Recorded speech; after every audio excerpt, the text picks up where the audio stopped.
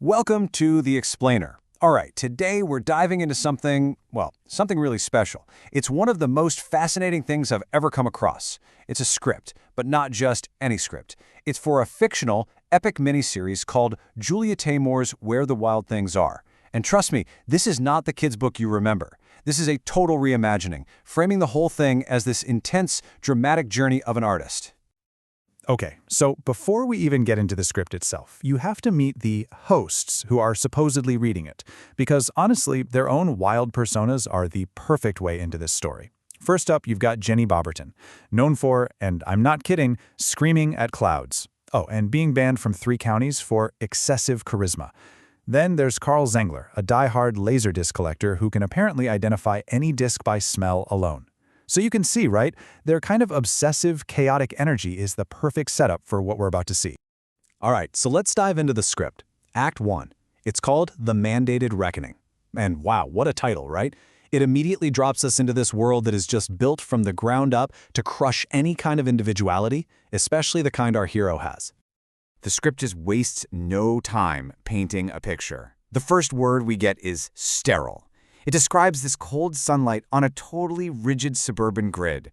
Everything is orderly, suffocating. You get the sense there's just no room to breathe, you know? No room for mistakes, no room for anything messy or human. And then it hits you with this word, antiseptic. I mean, just think about that for a second. Antiseptic isn't just clean, it's scrubbed clean of any life, right? Of any germs, anything that could possibly grow wild. It's the perfect word for this joyless, completely repressive place. And this line right here, a world of rules, no grace. This is everything. It's not just setting the scene, it's the entire point of the story, right there in the first few seconds. This is the central conflict, it's the immovable object, and we're about to meet the unstoppable force. And here he is, our unstoppable force, the protagonist. And get this, he's named Tinker Bell. The script imagines him being played by William Axl Rose Bailey, so just let that sink in. He's described as explosive yet restrained, like a total pressure cooker of creativity. He's this untrained melody, angry and beautiful, just pure, raw energy physically trapped in this awful place. And of course, right away, the world pushes back. Some nameless authoritarian figure just shouts, "Tinkerbell, not again! Control yourself!" I mean, that's it, isn't it? That's the mantra of this whole society. Control yourself. It's the one thing he just can't do. But somebody is watching him. Somebody who seems to get it.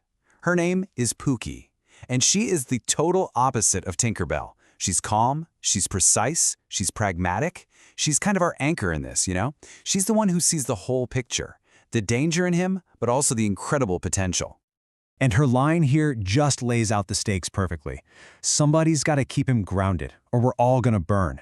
So she's not just passively watching, right? She's calculating the risk. She knows his internal struggle isn't just his problem. It's got consequences for everyone. If that fire inside him isn't channeled, it's gonna burn the whole place down. So you just know it's coming, right? In a world this tightly controlled, an explosion is basically guaranteed. And it happens during this mandatory, totally joyless recital. Tinkerbell's talent just erupts. The script calls it a volcanic outburst of raw, uncontrolled singing. It's chaotic, it's brilliant, and it's the one thing this world of rules absolutely cannot handle. And what does the system do when it can't control something? It gets rid of it. You're banished now. And just like that, he's kicked out. This is that classic moment, you know, in the hero's journey. He's cast out, crossing the line from his old, sterile world into something else entirely. So let's follow him into that new world. We're in Act 2, the primal rumpus. And I love this. The very chaos he was punished for, here it's king. This is where his real journey starts. He lands on this wild island, and of course he meets the wild things. But these aren't just your typical monsters. The script describes him as a collective manifestation of chaos, and they're imagined as this incredible mythic puppetry ensemble. Seriously, think Julie Taymore, think the Lion King on stage. They're grotesque and funny and uncanny. They're basically him, right? They're his own inner chaos made real. So how does he deal with all this chaos staring him in the face? Does he fight it? No, he tames it with a single, controlled musical note. And this is a huge moment. This is the turning point. He's not just exploding with wildness anymore, he's learning how to wield it. He's showing them and himself that he's not just another wild thing, he's their king. And that kicks off the famous wild rumpus. The script imagines it as this incredible montage. First, it's just pure celebration, leaping, howling, just totally letting loose. Then the camera focuses right in on the details of the puppets, their intricate hands, their expressive eyes, and finally, it pulls back to show the whole island is alive, just thrumming with all this emotion. And right in the middle of all this amazing chaos, who shows up? Pookie. She's our anchor again, asking the one question that really matters. He's alive. But can he bring this back with him? In other words, is this amazing power he's found just for this island? Or can he actually take it back home and use it in the real world? Well, the final act gives us the answer. It's called Art Disciplined, with the subtitle, The Disciplined Synthesis. And it's all about that return journey.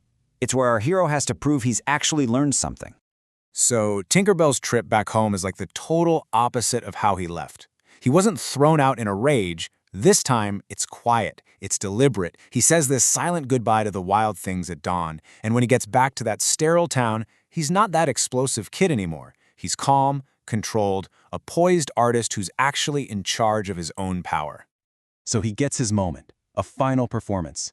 And he doesn't just play that boring, required music from before, but he also doesn't have another chaotic outburst. What he does is a perfect synthesis of both. He takes all the raw chaos and wildness from the island and channels it through this new, disciplined mastery. It's that fire, but now it's focused. It's danger that's been refined into something beautiful. And we get this great voiceover from him that just sums it all up. He says, "I'd learned to be wild and still be myself." And that's the whole point, isn't it? He didn't have to destroy that wild part of him to fit in. He just had to learn how to control it, how to wield it. He brought both halves of himself together. And the script ends with this brilliant, kind of meta final shot. It's a beautifully produced Laserdisc box set of the miniseries we've just been watching, which is just perfect, right? It's the ultimate symbol of what the whole story is about. Taking that chaotic, wild magic of creativity and disciplining it, packaging it, so it can be preserved and last forever. Our friend Carl Zangler must have loved that. And that really leaves us with a pretty big question about art itself, doesn't it? If creativity is like a fire, is the point to just let it burn wild and uncontrolled, or is the real job of an artist to learn how to control that flame, to master it, so it can actually provide light and warmth for the rest of the world? Something to think about.